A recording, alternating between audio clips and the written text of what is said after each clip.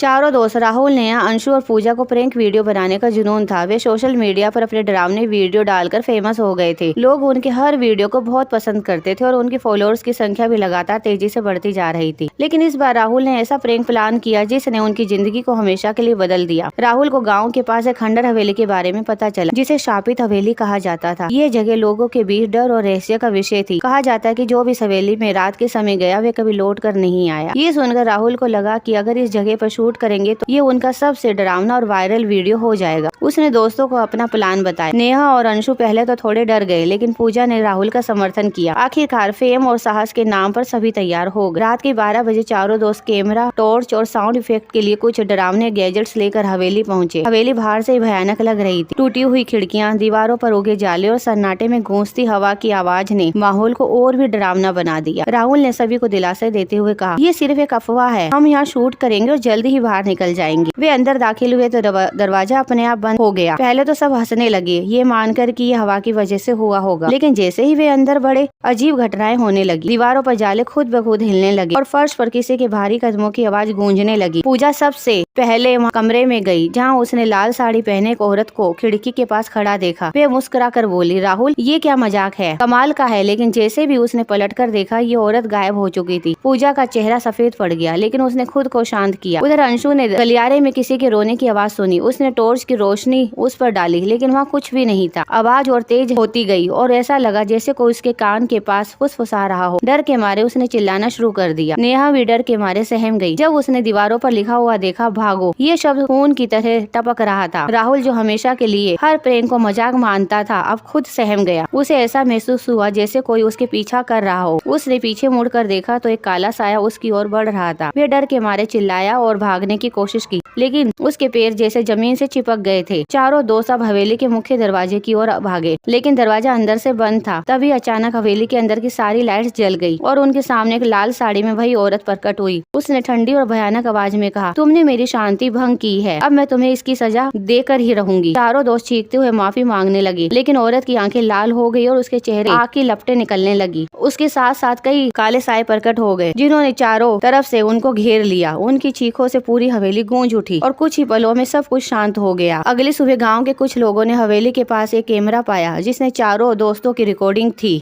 Video में उनकी चीखें, भागने की कोशिशें और एक रहस्यमयी औरत दिखाई दे रही थी। आखिरी फुटेज में वो औरत कैमरे की ओर बढ़ी और फिर अचानक स्क्रीन काली हो गई। चारों दोस्तों को फिर से कोई सुराग नहीं मिला। लोग कहते हैं कि हवेली की आत्मा का शिकार बन गए। आज भी वो चारों दोस्त किसी को वहाँ पर दिखाई नहीं देते। अब उस हवेली के पास जाने की कोई हिम्मत भी नहीं करता और रात को वहाँ से गुजरने वालों को अक्सर चारों दोस्तों की सिर्फ चीखें सुनाई देती है और कुछ नहीं।